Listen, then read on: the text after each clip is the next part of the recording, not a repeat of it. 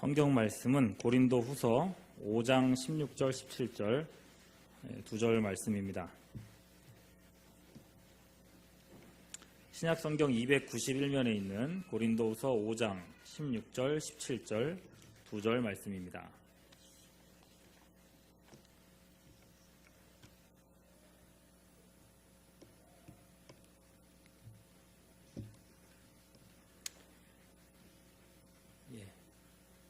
고린도후서 5장 16, 17 두 절 말씀 찾으셨으면 함께 읽겠습니다. 시작. 그러므로 우리가 이제부터는 어떤 사람도 육신을 따라 알지 아니하노라. 비록 우리가 그리스도도 육신을 따라 알았으나 이제는 그같이 알지 아니하노라. 그런즉 누구든지 그리스도 안에 있으면 새로운 피조물이라. 이전 것은 지나갔으니 보라 새 것이 되었도다. 아멘. 2017년이 마무리되고 있습니다. 어느 틈에 12월이 되었는가 싶죠. 그렇게 길고 뜨거웠던 여름도 어느새 끝났고 전체 출석주일도 수학능력시험도 이제 다 끝이 났습니다. 이쯤 되면 자연스럽게 시간에 대한 대화를 나누게 됩니다. 제일 많이 하는 이야기가 뭔가요? 시간 참 빨리 간다. 그런 얘기합니다. 어떤 분은요 이렇게 말씀하시는 이야기도 들었습니다. 아니 참 이상하네. 내가 틀림없이 어제까지는 17살이었는데 왜 오늘은 내가 73세지? 그렇게 말씀하시는 분도 계셨어요. 청년들이 종종 하는 대화 내용이 있습니다. 얘들아 몇 년 전까지만 해도 중등부에서 나한테 선생님 하던 너희들이 지금은 나한테 형님, 오빠 그러니까 이상하다 그런 얘기들을 해요. 그렇게 여러분 시간은 정말 끊임없이 흘러가고 인간은 누구나 과거와 현재와 미래를 생각하며 살아갑니다. 이렇게 시간을 바라보며 살아가는 것을 역사관이라고도 할 수 있겠고 또 인생관이라고도 하고 시간관이라고 할 수 있겠습니다. 그리스도인은 이렇게 지나가는 시간 그리고 오고 오는 시간들을 구원의 시간표 속에서 해석할 줄 알아야 합니다. 성경 말씀 속에서 자신의 인생을 해석할 수 있어야 한다는 것입니다. 그럴 때 세상을 요동케 하는 참된 그리스도인으로 살아갈 수가 있습니다. 현대인들에게는 과거는 종종 상처로 기억됩니다. 상처의 관점에서 과거를 해석하는 사람들이 요즘 참 많아진 것 같습니다. 어렸을 때 부모님에게 받은 폭력, 또 형제나 친구와 경쟁 관계에서 오는 비교 의식과 좌절감, 어른들에게 거절당한 실망감, 이런 것들에 매여서 살아갑니다. 현대에는요, 무의식이라고 해서 뇌 속에 우리가 인식하지 못하는 엄청난 기억 저장소에 대한 연구가 활발합니다. 그 속에 내가 기억도 못하는 숱한 상처들이 저장되어 있어서 지금의 내 삐뚤어진 성격을 형성했다는 겁니다. 인간관계를 두렵게 만들고 실패로 몰아간다는 겁니다. 그래서 나는 과거의 상처 때문에 지금 나는 이렇게 못난 인생을 살 수밖에 없어. 포기하게 만든다는 거예요. 이런 것들 때문에 안 풀리는 인생이 되어버렸다. 이렇게 생각하게 만듭니다. 그래서 매사에 자신감이 없고 거절을 두려워합니다. 한마디로 과거가 내 발목을 붙잡고 있다고 생각한다는 거예요. 그러나 여러분, 성경은 뭐라고 말합니까? 성경에서는 어떻게 과거를 보고 있습니까? 하나님의 사람들 중에서 이 과거에 매여서 사는, 과거에 발목 잡혀서 사는 사람을 저는 본 적이 없습니다. 오히려 오늘날 같았으면 무서운 상처 때문에 재기불능에 빠질 사람들이 참 많은 것 같습니다. 여러분, 특별히 모세를 생각해 보십시오. 모세는 어릴 적에 부모에게 버림을 받았습니다. 애굽의 공주에게 건진받아서 이름을 모세, 건진받은 자, 모세라고 지었죠. 여러분, 버려진 아이를 건졌다라는 의미입니다. 모세, 모세, 모세 부를 때마다 버려진 아이의 정체성이 드러나는 겁니다. 여러분, 그런 이름을 듣고 싶었을까요? 나를 버린 어머니에 대한 원망, 그리고 나를 버릴 수밖에 없도록 만든 이 세상에 대한 미움이 가득했을지도 모릅니다. 그리고 그뿐 아닙니다. 이스라엘 사람으로서 이집트 왕자라는 위치에 설 수 있었습니다. 그래서 자기도 이스라엘 민족이란 걸 알았고 자기 민족에게 조금이라도 힘이 되겠다고 나섰습니다. 이스라엘 사람을 괴롭히고 채찍질하는 애굽 병사를 죽여서 묻었는데 기껏 도와줬더니 이스라엘 사람들이 뒤통수를 치는 겁니다. 이런 표현을 써도 되는가 모르겠네요. 왜 애굽 사람을 죽였던 것처럼 우리를 죽이려고 이렇게 반응을 합니다. 그래서 이 일로 어제까지만 해도 바로의 아들이었는데 오늘은 그의 반역자가 되어 도망가는 신세가 되고 맙니다. 상상을 초월한 거절감, 거절받은 아이라는 기억이 그를 또다시 괴롭혔다는 겁니다. 이후 광야로 숨어 들어가서 이드로라는 사람의 집에서 양치기로 몇 년을 일했어요? 몇 년 일했습니까? 40년을 일했습니다. 여러분 40년이요. 40세, 제가 41입니다. 그 한창의 나이에, 제가 한창의 나이로 보십니까? 보잘것없는 목동으로 전락하고 그리고 40년이 지나갔으면 여러분 그 인생 끝났다고 봐야 되는 거 아니겠습니까? 이제 80이 되었습니다. 인생에 무슨 낙이 있겠어요? 부모에게 버림받고 양아버지에게 미움받고 자기 민족에게서도 거절당했습니다. 이 정도 과거를 가진 사람이라면 오늘날이라면 상처 덩어리라고 말할 수도 있을 것 같습니다. 거절당하는 일로 상처받은 사람은요, 대개 누구에게도 기대하지를 않습니다. 그리고 부탁하는 걸 정말 힘들어합니다. 왜요? 거절당하는 게 또다시 거절받는 것이 두렵기 때문에 그렇습니다. 그런데 하나님은 그런 모세를 부르셨습니다. 그리고 모세에게 무엇을 명령하십니까? 모세야, 이제 내가 너를 바로에게 보내어 너에게 내 백성 이스라엘 자손을 애굽에서 인도하여 내게 하리라. 그러면 어떻게 인도해야 내야 합니까? 바로왕 앞에 나아가서 바로왕에게 말하라는 겁니다. 바로왕이여, 하나님의 백성들을 돌려보내십시오. 자, 그렇게 말했을 때에 바로왕이 그 말에 대해서 어떻게 반응을 할까요? 그래? 하나님이 말하셨어? 그럼 돌려보내야지. 이렇게 말할까요? 아니면 거절할까요? 그죠? 100% 거절입니다.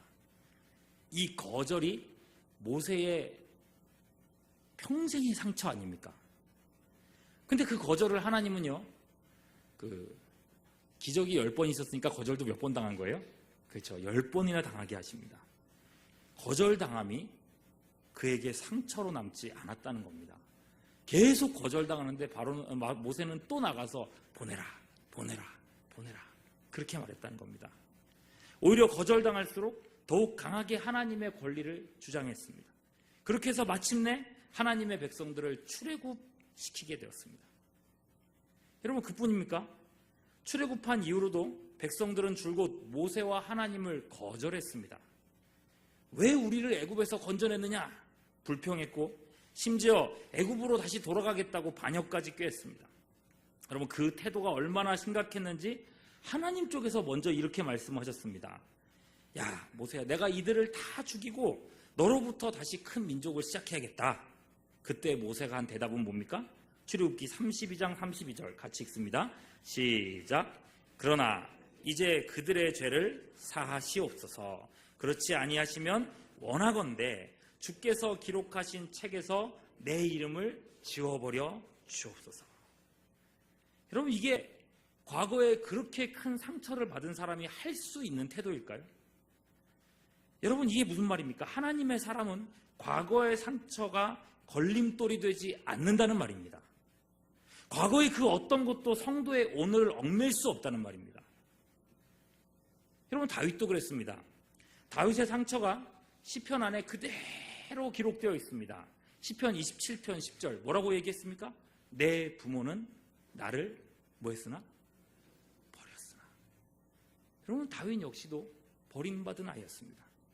부모에게 버림받은 아이. 여러분, 그럼에도 불구하고 다윗은 과거에 매이지 않고 이스라엘 전체를 품는 성군이 될 수 있었다는 것입니다. 어떻게 이렇게 될 수 있었을까요? 다윗은 자신의 과거를 달리 해석했습니다. 부모가 나를 버리기 전에, 심지어 그 부모가 나를 낳기도 전에 이미 나를 택하신 분이 계셨다는 겁니다. 여러분 시편 22편 10절 같이 한번 읽겠습니다. 시작.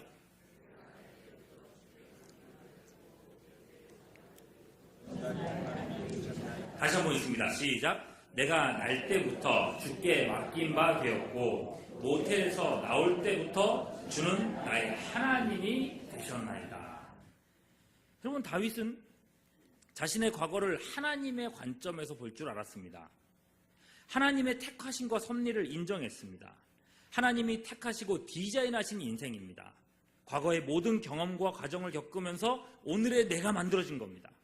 그러니 어떤 과거도 그에게 상처가 될 수 없습니다. 여기에 발목 잡히지 않았습니다. 이해할 수 없는 고통 속에 주저앉지 않았습니다. 오히려 이해할 수 없기 때문에 더욱더 초월자이신 하나님을 신뢰할 수 있었다는 것입니다. 과거의 상처와 사건들에서 자신을 해석하지 않았습니다. 하나님 안에서, 오직 하나님 안에서 자신을 발견했습니다. 고린도후서 5장 17절 말씀 같이 한번 읽어보시죠. 시작. 그런즉 누구든지 그리스도 안에 있으면 새로운 피조물이라. 이전 것은 지나갔으니 보라 새 것이 되었도다. 여러분 모세가 그랬고 사무엘이 그랬고 다윗이 그랬습니다. 성경에 나오는 모든 사람들, 모든 하나님의 사람들은 과거에 매여 살지 않았습니다. 과거의 모든 무거운 것과 얽매이기 쉬운 죄악들을 벗어버렸습니다. 여러분 이것이 믿음의 사람입니다. 성경적인 인생관으로 봐야 지금의 내가 왜곡되지 않을 수 있습니다. 과거 사건과 경험의 의미가 해석이 된다는 말입니다. 여러분 그 시간들 속에서, 그 상처받을 수밖에 없는 시간 속에서 내가 혼자가 아니었음을 발견합니다. 부모님에게 매맞고 학대받을 때 나는 혼자가 아니었습니다. 형제와 친구들에게 거절당하고 따돌림 받을 때 그때도 하나님은 나와 함께 계셨습니다. 아기 모세를 태운 갈대 상자가 나일강을 위태롭게 흘러내려갈 때에도 하나님의 계획표는 조금도 오차 없이 바로의 딸에게로 도달했습니다. 하나님은 그곳에 함께 계셨다는 것입니다. 여러분 성경 속에서 여러분 자신을 보시기를 바랍니다. 예수 안에서, 십자가 안에서 여러분을 보십시오. 과거는 절대로 여러분들을 얽맬 수 없습니다. 여러분은 새로운 피조물입니다. 이 새로운 사람의 자유 안에 살아가는 여러분들이 될 수 있기를 소망합니다. 자, 그럼 이번엔 현재입니다. 여러분 현재를 생각하면요, 현재는 항상 불만과 갈등이 가득한 걸 볼 수 있습니다. 여러분 희한하지 않습니까? 세상이 점점 발달되고 돈이 많아지고 정치가 새로워지고 인류 정신이 개화되고 이렇게 되었다고 말하는데 인간성은 점점 퇴보되어 가는 것 같습니다. 화합과 평화는 소원해지고 있습니다. 여러분 사람들이 얼마나 많이 분노합니까? 층간소음으로 분노하지 않습니까? 위층에서 쿵쿵쿵 소리가 나면은 밑에 층에서는 열받아가지고 어떻게 합니까? 천정을 두드립니다. 그죠? 그래서 나도 복수를 하겠다고 합니다. 운전기사도 분노합니다. 심지어 여러분 작은 초등학생도 게임하면서 게임이 잘 안 풀리니까 어떻게 합니까? 여러분 저 학지를 지나가는데 어떤 아이가 막 게임을 하다가 이게 잘 안 풀렸나 봐요. 뭐 입에 담지 못한 욕을 하면서 땅을 막 발로 차면서 그렇게 막 분노를 막 표하는 꼬마 아이를 본 적이 있었습니다. 여러분 오늘날 사회는 그렇게 원망하고 분노하는 사회입니다. 단연 양극화가 오늘날 화두가 되어 있습니다. 진보와 보수의 대립은 예나 지금이나 달라진 것이 하나도 없습니다. 여러분 요즘 보면 진보적 성향을 가진 분들이나 보수적 성향을 가진 분이나 공이하는 이야기가 있습니다. 뭐냐면 언론과 방송이 너무 편파적이다 이렇게 말하는데 진보에서도 그런 얘기를 하시고 보수에도 똑같은 걸 보면서 그렇게 얘기를 하신다는 거예요. 정치 성향의 어떤 집회에 5천 명이 운집했다 그렇게 뉴스에 나오면 10만 명 왔는데 5천 명 왔다고 저렇게 줄였어 이렇게들 말씀을 하십니다. 내가 지지하는 정당에 조금이라도 불리하게 뉴스가 나오면 뭐 보수 때문이다, 진보 때문이다, 아우성입니다. 내가 반대하는 정당이 정권을 잡으면 꼭 나오는 얘기가 이겁니다. 야, 나라 왕이겠다. 빨리 이민 가야겠다. 여러분 이 말에는요 상대편에 대한 미움이 가득 담겨져 있다는 겁니다. 여러분 정치만 그런 게 아니에요. 요즘에 여혐, 남혐 얘기 들어보셨습니까? 무슨 혐자예요? 혐오한다 할 때 그 혐자입니다. 남자들은 여자가 온갖 혜택을 받으면서 요직의 자리를 잡으니 남자들이 설 곳을 잃었다고 분노합니다. 여자들 때문이다. 여자들은요, 남자들이 지금까지 다 쥐고서는 세상을 이렇게 망쳐놓고서 여전히 세상 위에 군림하려고 한다고 소리칩니다. 여러분, 이게 어른들만의 문제가 아니더라고요. 남혐, 여혐은 초등학교에서 오히려 더 큰 문제입니다. 초등학교 5학년쯤 되면 아이들이 하는 얘기가 있어요. 야, 여자 때문이야? 남자 때문이야? 이러고 여자하고 남자하고 막 싸웁니다. 아이를 키우는 입장에서요, 엄마가 사회생활을 하는 직장맘이라고 해요. 직장 다니는 엄마들과 또 전업주부로 생활하는 전업맘, 이렇게 불러요.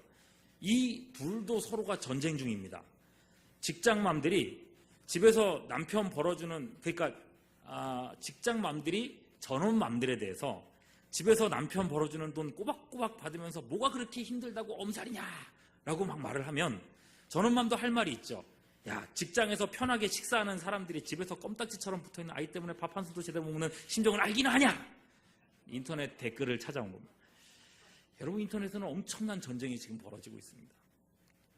세대 간에도 마찬가지입니다. 어른 세대는요, 그렇게 판단해요. 요즘 젊은이들은 패기가 없어. 우리 때는 안 그랬어. 말하죠. 그러나 여러분, 젊은 세대들도 할 말이 있습니다. 어른 세대가 기득권을 다 쥐고 내려놓지 않기 때문이라고 공격하고 있습니다. 여러분, 서로가 이렇게 원망하고 탓하고 갈등하는 현재를 우리는 살아가고 있습니다. 모든 것이 갈등입니다. 만민에 대한 투쟁이라고 하는 말이 정말 오늘 이 시대에 딱 맞을 정도입니다. 죽이지 않으면 내가 죽겠고 상방을 깎아내리지 않으면 내가 올라설 수 없다고 여깁니다. 그런 세상 속에서 성경은 정말 희한한 걸 우리에게 가르치고 있습니다. 나한테 손해를 끼치는, 나한테 불리한 사람은 둘째치고 누구를 위해서 기도하라고 합니까? 내 원수를 위해서 기도하라. 심지어 그 원수를 사랑하라고까지 얘기합니다. 오른뺨을 친 사람에게 어떻게 하라고요?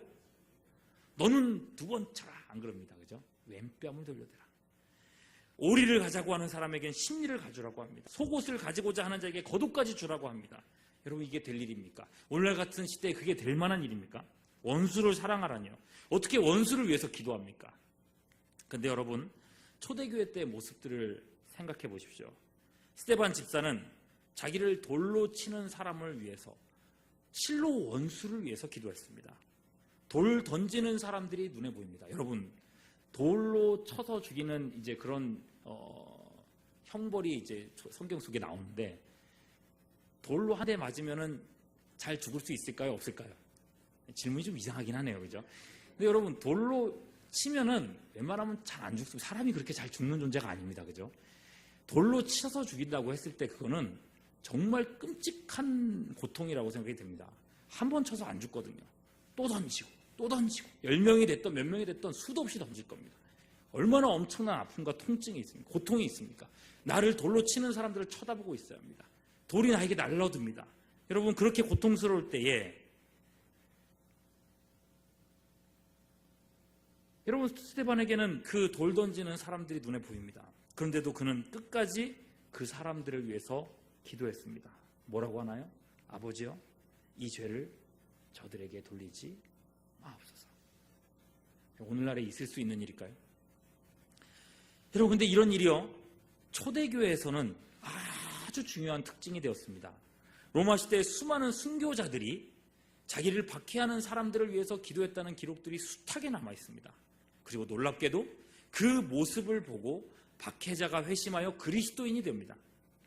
여러분, 그만큼 대대적인 박해를 했다면 정말 수천 명이 막 죽어가는 그런 시대 속에 기독교는 정말 씨가 말랐어야 하는데, 순교자가 늘어날수록 교회는 더욱더 폭발적으로 커져갔습니다.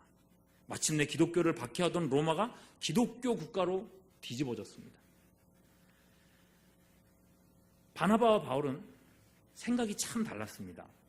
바울은 한 번 배신했던 마가를 다시는 선교에 데리고 와서는 안 된다고 생각했고, 바나바는 그럼에도 불구하고 회개하면 기회를 줘야 한다고 맞섰습니다. 여러분, 이 견해 차이 때문에 두 사람은 결국 결별하고 말았습니다. 성경 본문에서는요, 이 일로 인해서 바울과 바나바가 서로 심히 다퉜다. 어떻게 다퉜다고요? 심히 다퉜다. 여러분, 이 말은 아주 심하게 싸웠다는 이야기입니다. 그죠? 여기까지만 하면 세상과 다를 바가 없었겠죠. 그런데 여러분, 여기서 끝이 아닙니다.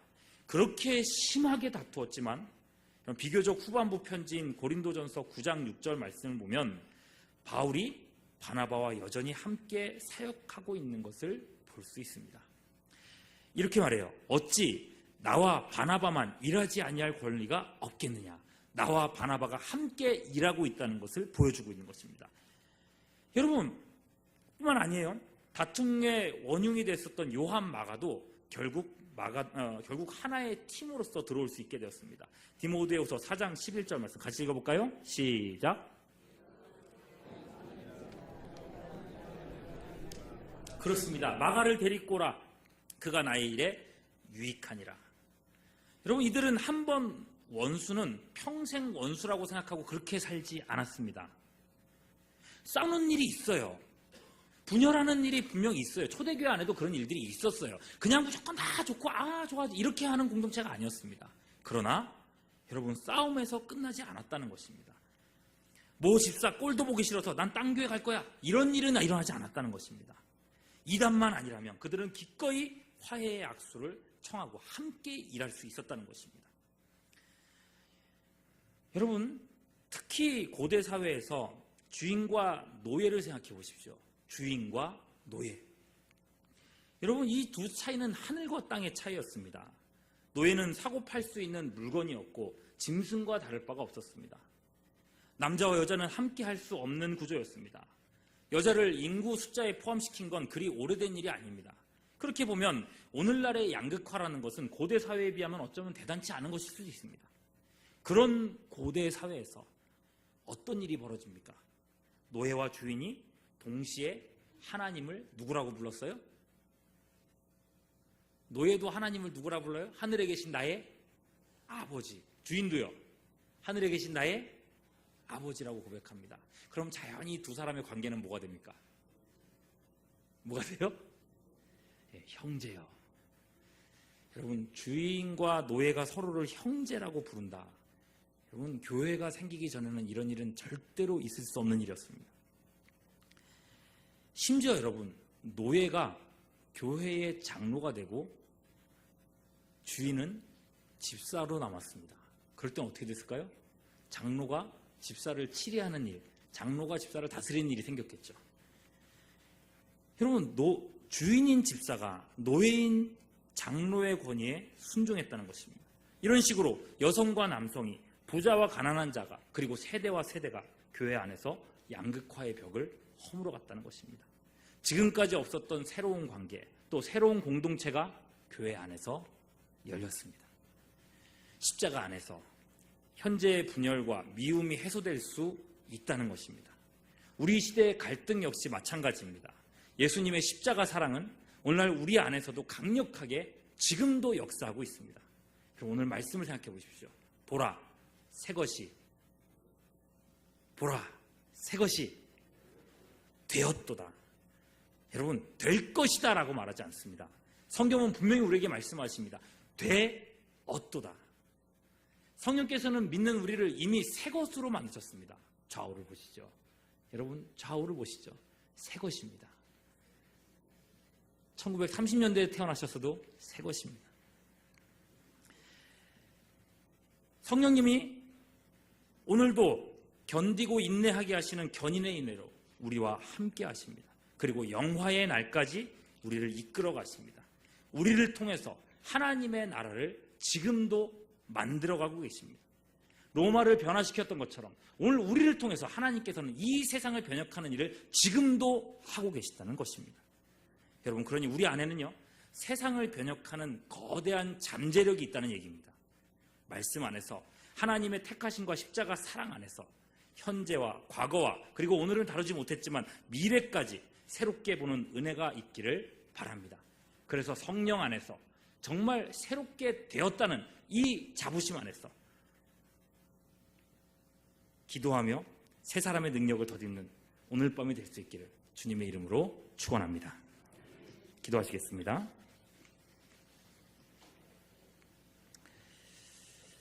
우리를 택하사 하나님 자녀 삼아주시고 오늘 이 자리에 불러 기도로 하나님의 역사에 동역하게 하시니 감사합니다. 우리의 과거와 현재 그리고 미래까지도 새롭게 하신 주님, 오늘도 성령으로 우리를 충만하게 하사 십자가를 바라보며 주의 사랑을 확신하고 견인과 성화의 은혜로 변화되고 또 변화되어 세상을 변혁하는 주의 일꾼들 되게 하여 주시옵소서. 이 시간 찬양하며 기도할 때에 하나님 역사하시기를 간구하옵고 우리 구주 예수 그리스도의 이름으로 기도하옵나이다. 아멘.